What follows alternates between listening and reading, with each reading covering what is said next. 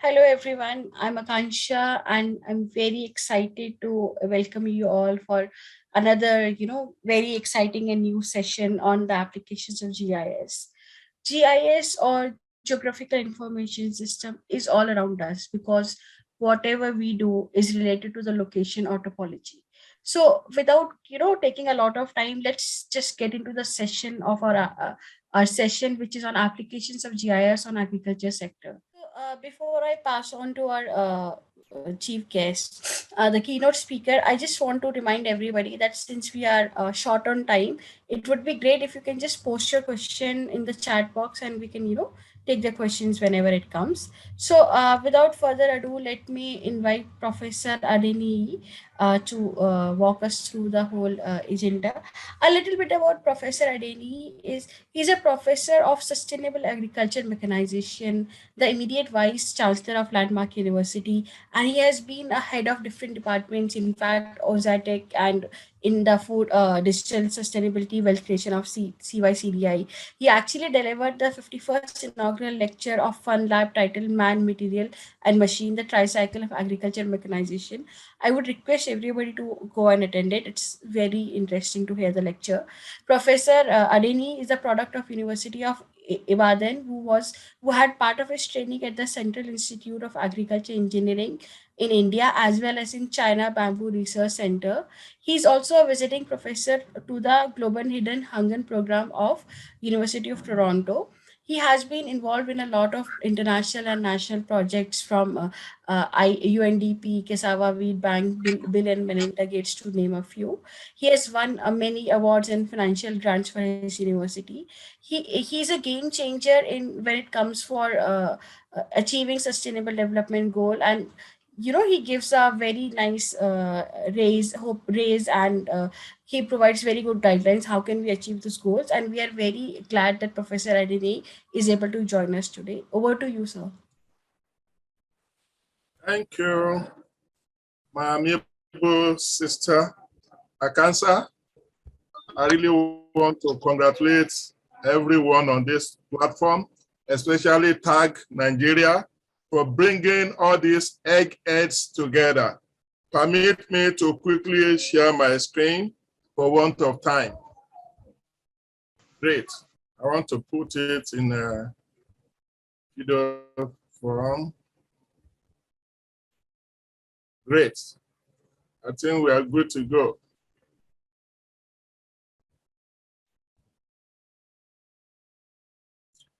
Thank you. The topic before me is that of revolutionizing agriculture in Africa, a pathway to economic prosperity. And it is a keynote of GIS in agriculture, especially among young Africans. Gladdens my heart to be part of this application of GIS, the leadership of Tag Nigeria, especially that of my very good friend, Olakunle Joshua Bankole.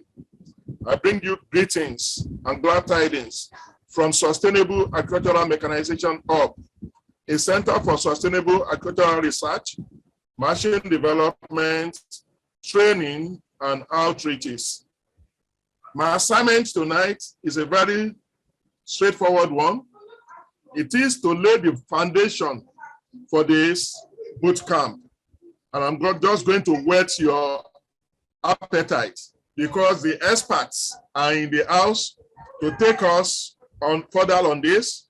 Tonight we have, I recognize Professor Wu, who is going to take us on cropland mapping with Google Earth Engine and GMAP.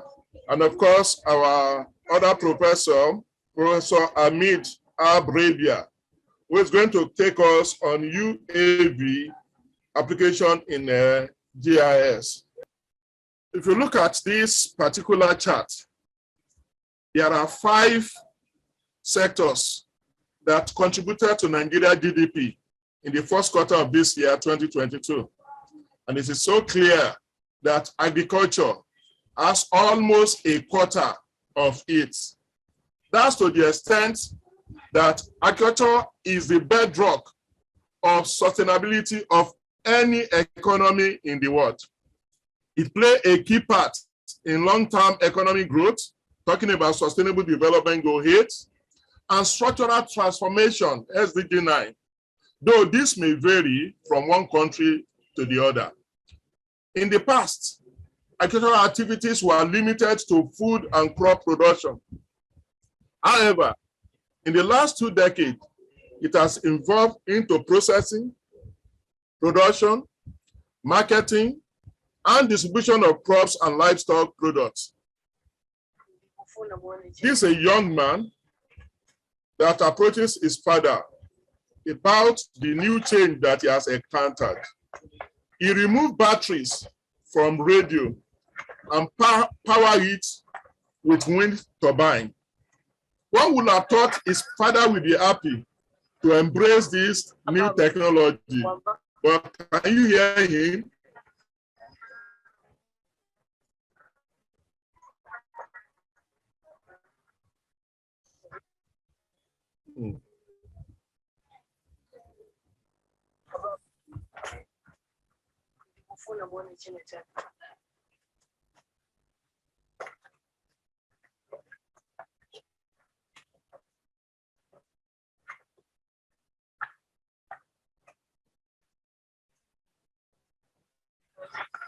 You can hear the radio coming up using wind energy. The boy was excited, but not the father. Like a typical farmer who is not ready for change, he was not going to take that new technology.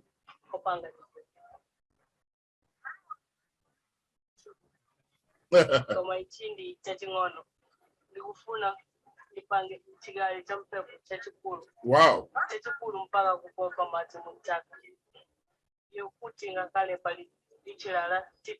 So he was going to convert that technology to bring water to that massive land, but the father was not going to take it.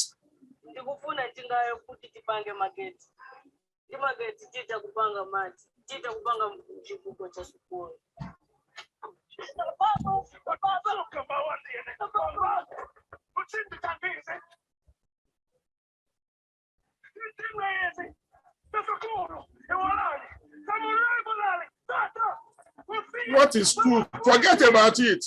It's because you have enough time. Henceforth, you are going to be working on this farm.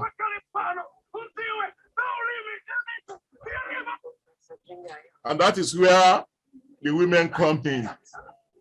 We need the support of our women in agriculture. You need to talk to the man. Can you beat that? And so the father is having a second thought. Water, wind, how possible?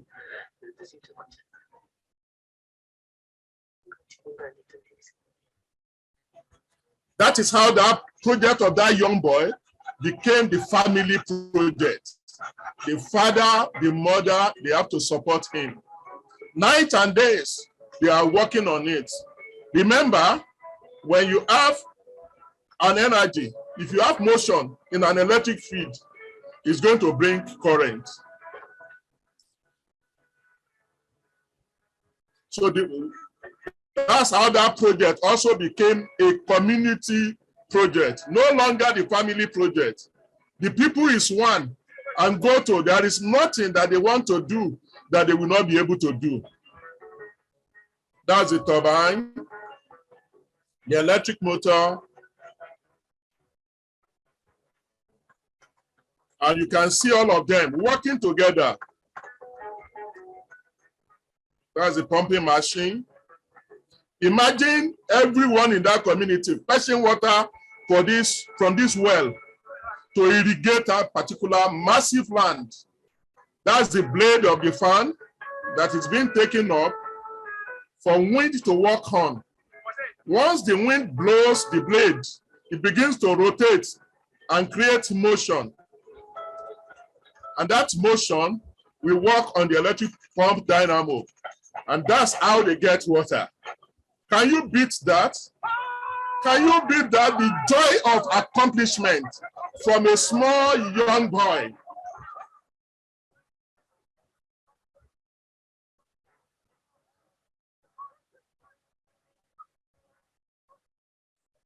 And that's how the whole land was irrigated, especially during dry season, when there was no rain, there was no stream around, and there was no river. Look at it. From one grain of seed, then we have multiplied plants. That is mechanization. That is the beginning of agrarian revolution.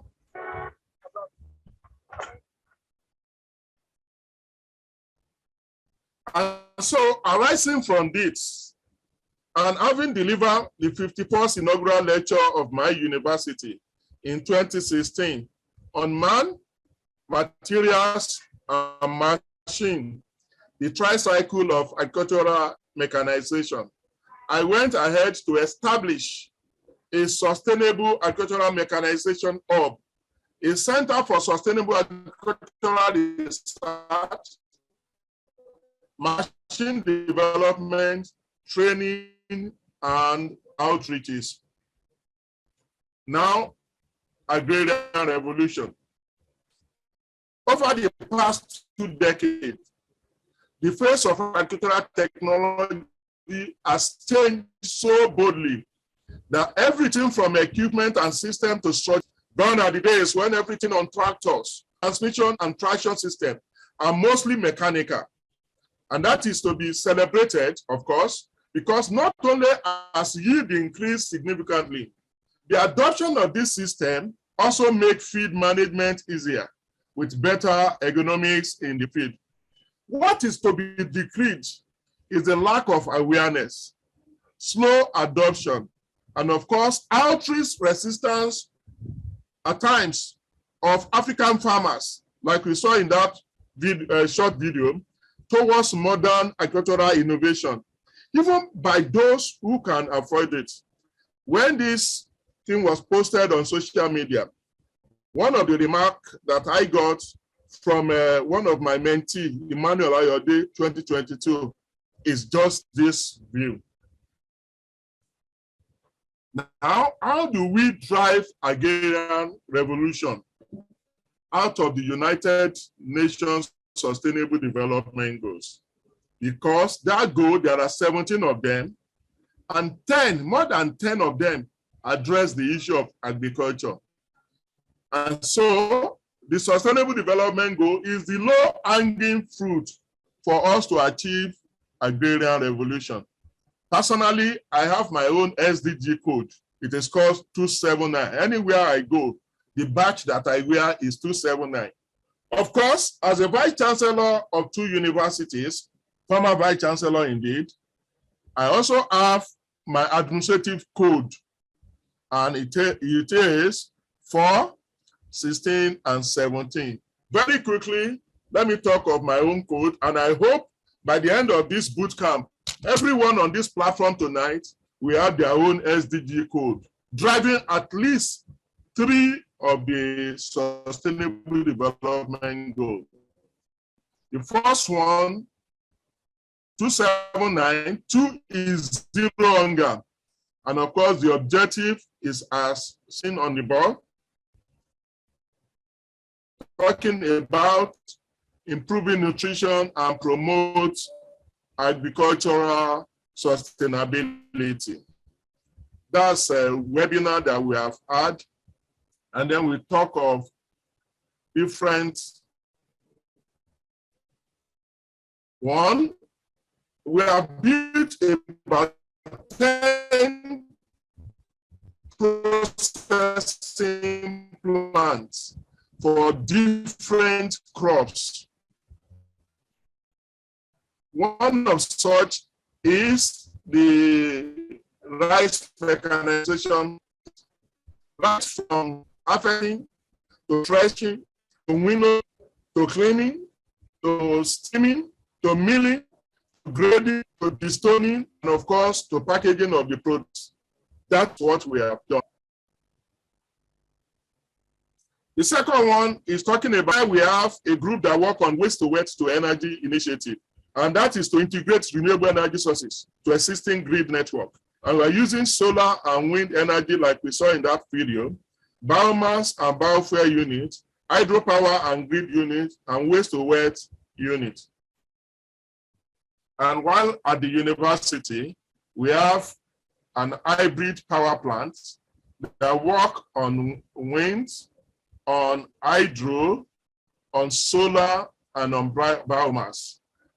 The beauty of it is, having completed my tenure in the university, the present management of the university still went ahead with the project, and just recently, they commissioned the 7.5 kVA solar power inverter system that was developed by final year student class of 2022 in the Department of Electrical and Information Engineering. Coincidentally, my own son, who also is in the department, is part of this project and is making his presentation before the management of the university. This is the legacy that I've been able to bequeath the university and that of humanity in general, because we are more of mechanization, but that is our own generation, talking about Gen S. But you are born into, most of the people on this platform tonight are born into computer, during the computer age. And so you are Gen Y. So we want to see how far you can go with it. Then 9, in my 279, is that of innovation, industry, and that of infrastructure. This talks about opportunity for young entrepreneurs. These are different machines in 3 different levels. One for teaching aid, another one for exhibition, and of course, another one on the processing field in situ. And here we went ahead to sensitize the farmers so that they can adopt it, just like that young man did, because they need to see the reason why they should accept this. And we do not just limit ourselves to Nigeria or to Africa. We are taking the message to Canada. And so here at the University of Toronto, in their Global Eating Hunger program, we also went ahead to make presentation to youth in the world. Because whether we like it or not, it is the youth that we want them to embrace this new technology, talking about the issue of GIS. Coincidentally, I made my presentation at the opening ceremony as the Vice-Chancellor of Landmark University. 2 months later, when I was going to give the closing presentation, I've been appointed the Vice-Chancellor of Philomath University here in Abuja. And so, as far as we are concerned, we have been able to drive the mechanization of agrarian revolution. It is now time to go the way of geographic information system. The introduction of GIS to agriculture will be enabled by other technological advances, including big data analytics, robotics, the Internet of Things, the availability of cheap sensors and cameras and drone technology, and even wide-scale internet coverage on geographical dispersed field. By analyzing soil management data sources, such as temperature, weather, soil analysis, moisture, and historic crop performance, GIS will be able to provide predictive insight into which crop to plant in a given year and when the optimal date to plant and harvest are in a specific area, thus improving crop yield and decrease the use of water, as well as fertilizer and pesticide. Through the application can be reduced and worker safety may increase. The main concept of GIS in agri is that of its flexibility, high performance, accuracy, and cost effectiveness. This bootcamp, therefore, will help our understanding of the application of GIS in soil management, crop management, weed management, and disease management. I want to advise that a special focus should be laid on the strengths and limitation of the application and the way in utilizing expert system for higher productivity. While at the University of landmark university as a Vice-Chancellor, we were talking of how do we make agriculture to come alive? How do we make this youth to embrace agri? And so we have one of our facilitators in the house tonight, flying farmer, Femi Adekoya. We invited him alongside his friend Openibo, and for almost a week, university on how to make use of agricultural drone. The state of our IoT in agri, if you look at this feed, and that young man with a system in his hand, with that, he was able to have auto spreading of the agri facility. He also has a diagnosis of diseases, crop yield analysis, smart data, soil erosion control, field monitoring, variable rates of fertility, and of course, analysis of water stress. We will not complete this without mentioning that artificial intelligence that work by injecting large amount of labor training to make decisions about future dates. While open field agri is still, because crop grown in greenhouses do not necessarily depend on the outdoor climatic condition. These are the benefits of smart greenhouses. Maintain ideal microclimate, enhance irrigation and fertilization practices, control infection and avoid disease, prevent theft, and that of improve security. What are the operational value? It's going to optimize yield, it's going to enhance chemical and resource use efficiency, and minimize manual intervention. These are facilities that will be used. Our experts are in the house. They are going to talk on this to us.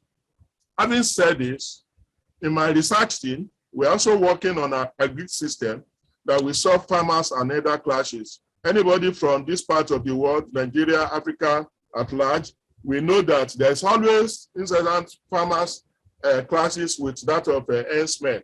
And so one of the simple way to solve this is that of hydroponic technology, talking about soilless agriculture. A lot of youths have embraced this. So we have to also, like we did for Femi Adekoya, invite Pastor Debo Adebowale, BIC Farm Concept. For a whole year, he was with us trying to drive hydroponic technology. That is it. You are growing water, you are growing crop without soil. Soilless agriculture. And having understood it, we went ahead and built teaching aid facility for our agri program. We have more than 10 of such methods, and this we have used to drive agrarian system. In rounding up, how can we catch up in Nigeria? How can we catch up in Africa? The world have moved on with aspects of GIS, as we are going to be seeing tonight. And so how do we catch up in this part of the world? We need to update our curriculum in our tertiary institutions to include GIS, hydroponic technology, AI, and all of that. We should reinforce stand-and-gun collaboration, especially with agro-allied establishment. We should apply for more funding from donors, developmentally having in the country. ASU is driving that, asking for more funding for university. We should be able to encourage the younger one, like we are doing tonight, to pick up agrarian revolution. Finally, how do we catch up? We need data. And I mean more data. You said what? Data, data, and data, and data, plus data times data. We can't do outside of getting data. And that's exactly what GIS is doing to agriculture. In conclusion, the lens with which we look at things, not just in agriculture, is no longer look at on local scale, but on global scale. With GIS, we can achieve this. This is necessary to be able to make the appropriate decisions on policies in the ever-dynamic ecosystem we exist in. Environmental changes are sure setting in. Hence, predictive tools will be aided by such GIS technology to monitor the interactive influence of many factors on our ecosystem. Talk more of agricultural technology. GIS will revolutionize agriculture in simple terms, especially if you realize that if you look from above, you will see more. We also know it is not a straightforward thing, but with incorporated predictive models, mapping, monitoring, and decision-making in agriculture, we will be much more efficient. I therefore say, GIS, I'm beckoning on you to hone it, embrace it, and run with it. I therefore welcome you to this bootcamp on GIS application in agriculture, and I wish you a resourceful and fruitful deliberation. Thank you, and God bless.